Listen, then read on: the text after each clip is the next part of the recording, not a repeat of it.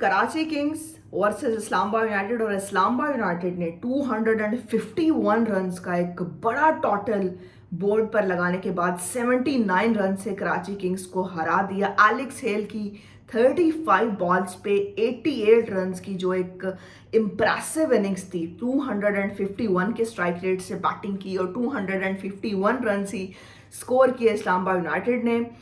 Islamabad United के पास जो comeback का मौका आया है, मुझे लगता है इस्लामाबाद यूनाइटेड फिर से अपना टाइटल डिफेंड करने की तरफ जा सकता है। और साहबजादा फरहान की अगर बात की जाए तो फिनोमिनल परफॉर्मेंस में है साहबजादा फरहान।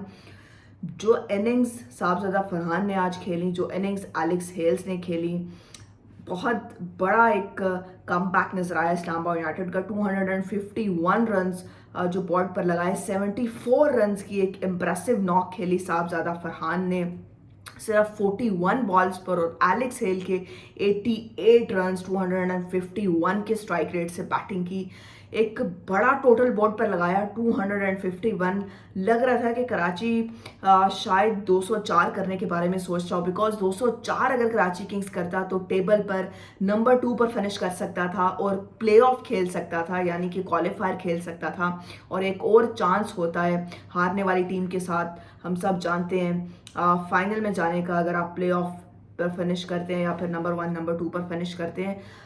बट कराची किंग्स के लिए आज का मैच जीतना बहुत कॉस्टली साबित हुआ। एलिमिनेटर खेलना पड़ेगा लाहौर कलंदर्स के साथ कराची किंग्स को। But Islamabad United clinical performance, उनकी बैटिंग ने आज परफॉर्म किया। बीच में हमने देखा कि शादाब खान जब इंजर्ड हो गए थे, सलमान अली आगा ने कैप्टनसी की थी। 3-4 मैचेस में इस्लामाबाद यूनाइटेड बिल्कुल ऑफ कलर नजर आए थे। ना बैटिंग ने परफॉर्मेंस दिखाई, ना बॉलिंग ने कुछ खास किया। बट आज जब कम बैक किया जहां पर ज़रूरत थी, मुझे लगता है एक इम्प्रेसिव कम बैक था। एलेक्स हेल ने रन किए, साहबजादा फरहान एक शानदार अपने कैरियर की फॉर्म लेकर आ रहे हैं। पाकिस्तान बांग्लादेश की सीरीज में उनका नाम बगैर किसी डाउट के जो है वो रखा जाएगा। और शादाब खान ने भी 40 रन की जो है वो अच्छी इनिंग्स खेली।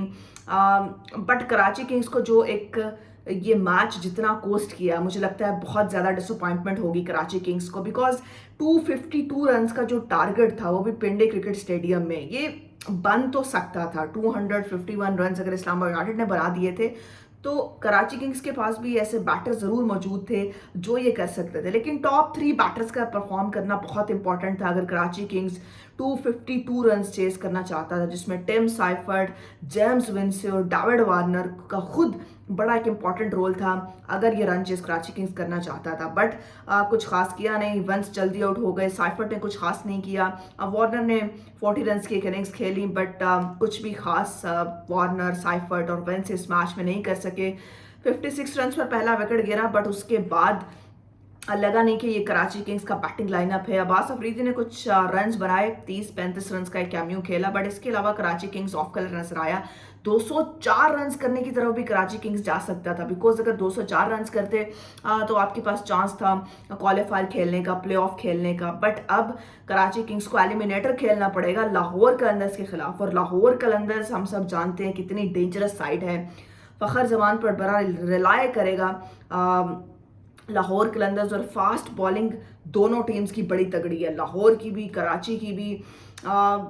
सो ये मुकाबला एलिमिनेटर जो है ये ज़्यादा इंटरेस्टिंग होने वाला है बानिस्बत प्ले ऑफ से, जो कि कोयटा और कराची के दरमियान खेला जाएगा। बट आज के मुकाबले में मुझे लगता है कि इस्लामाबाद यूनाइटेड के जो एक क्लिनिकल परफॉर्मेंस थी, इस्लामाबाद यूनाइटेड का जो एक इम्प्रेसिव कमबैक हमें नजर आया, बिकॉज एक टाइम पर लग रहा था कि कहीं इस्लामाबाद यूनाइटेड जो है वो कहीं पीएसएल से एलिमिनेट ना हो जाए। बट फिर मुझे लगता है कि बड़ी क्वालिटी है उनके बैटिंग लाइनअप में, जिस तरह से एलेक्स हेल्स की आज हमने इनिंग्स देखी 251 के स्ट्राइक रेट से, और फिर साहबजादा फरहान जो अपनी फॉर्म लेकर आए हुए हैं कायद आज़म ट्रॉफी से, और अब इस्लामाबाद यूनाइटेड के लिए बड़े रन्स कर रहे हैं। और ऑब्वियसली पाकिस्तान बांग्लादेश की जो सीरीज़ है उसमें भी साहबजादा फरहान को डाला जाएगा, और बड़ा एक इम्प्रेसिव जो है वो नॉक खेला आज उन्होंने। शादाब खान ने भी रन्स किए। सो 251 रन्स का जो एक प्रेशर था, जो एक डू एंड डाई मैच में जो मुझे लगता है कि अपने नर्व्स पर काबू रखना था, वो कराची किंग्स जो है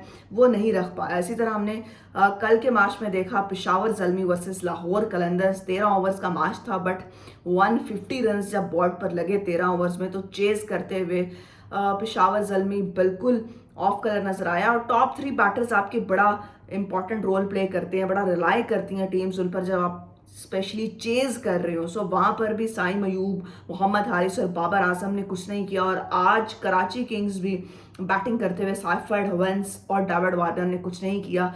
और इस्लामाबाद यूनाइटेड ने यह मुकाबला 79 रन से जीत लिया। और सबसे बड़ी जो इंपॉर्टेंट चीज़ थी, बीच में ज़रूर एक डिप आया, इस्लामाबाद यूनाइटेड की बॉलर्स और बैटर्स ने परफॉर्म नहीं किया, बट अब इस्लामाबाद यूनाइटेड मुझे लगता है कि अपने एक उस ट्रैक पर वापस आ गया जहां पर ज़रूर इस्लामाबाद यूनाइटेड की तरफ देखा जाएगा कि they can be the favourite to win the PSL। But बाकी सारी टीम्स भी बड़ी शेयर में नज़र आ रही है। कोयटा ग्लैडिएटर्स की जो परफॉर्मेंस है वो भी बहुत क्लिनिकल है। कराची लाहौर एलिमिनेटर कौन जीतेगा, ये भी ऑब्वियसली एक बड़ा मुकाबला होगा, वो भी लाहौर में खेला जाएगा PSL की 2 बड़ी टीम्स के दरमियान।